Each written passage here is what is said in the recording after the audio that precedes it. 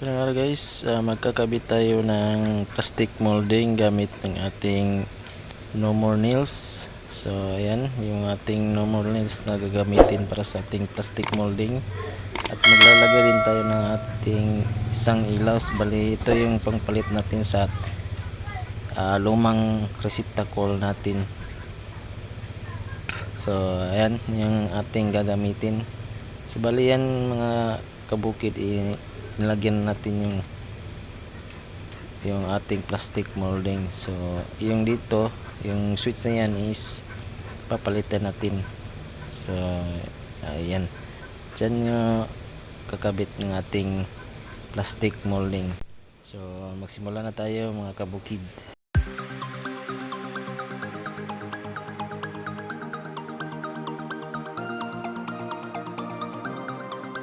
Sa pagkabit naman nito mga kabukid, susukatin natin yung ating plastic molding kung anong haba niya. So ayan, sinukat ko, tapos pinutol ko gamit yung ating lagari, itong lagari ng metal. So ayan yung ating pangputol. So depende na yun sa inyo kung ano yung gagamitin pagputol ng ating plastic molding. Ayan po yung aking lagari na ginagamit pangputol ng ating plastic molding. So ayan,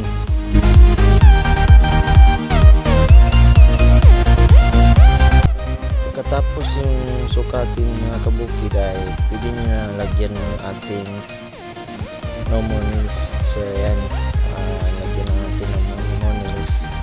So huwag nyo lang masyadong kapalan ng lagay ng ating nails para hindi masyadong maraming doon sa taas, kasi kumapal yan pag pag press natin doon So medyo maliit lang yung ating ilalagay ng ating no more nails.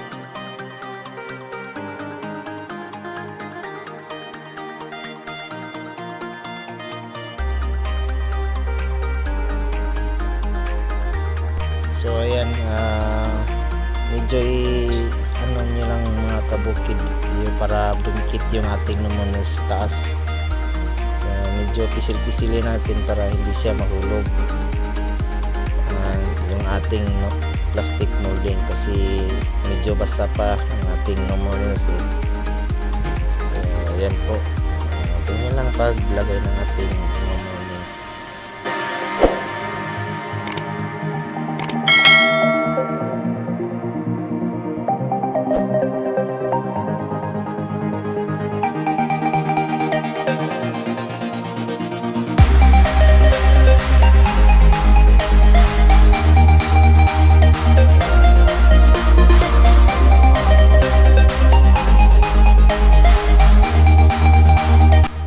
Same process pa rin mga kabukid. Sukatin natin yung ating pneumonia kung anong haba, tapos lagyan natin ng ating pneumonia. So ganun lang mga kabukid.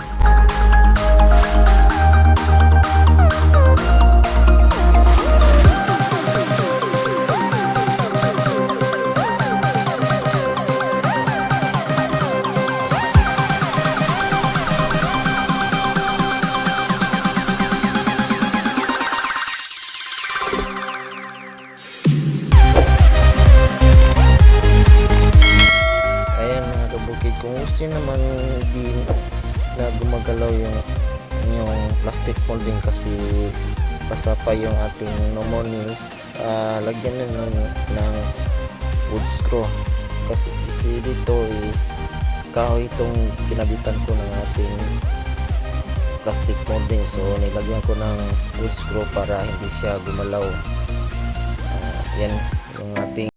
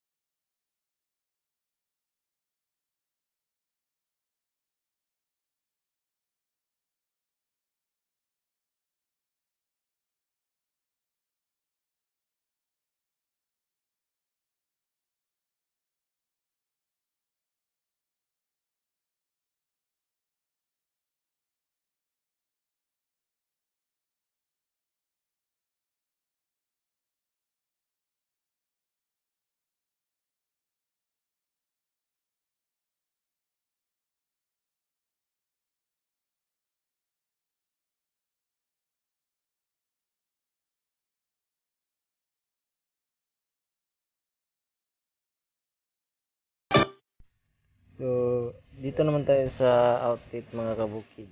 Yung papunta sa ating outlet. Ayan, so ganun din, lagyan natin yung takip ng ating plastic molding. So, ayan.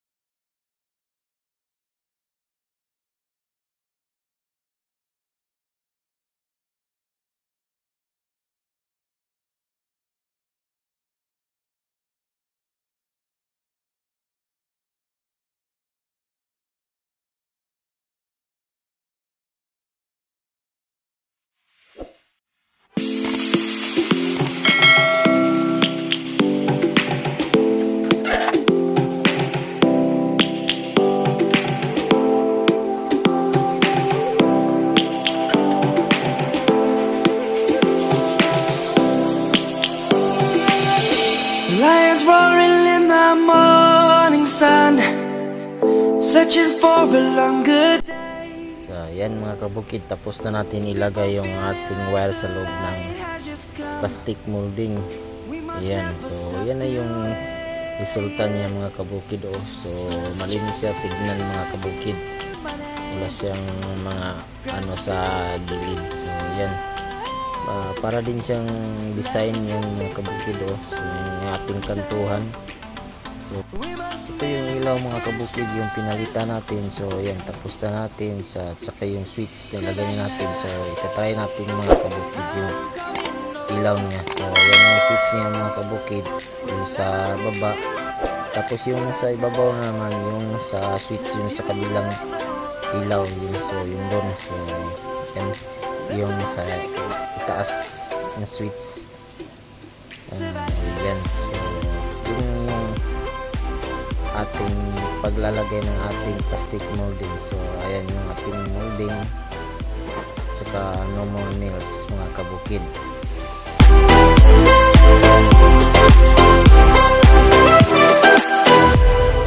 Lions gonna come, the birds have just begun. We will always take a stand.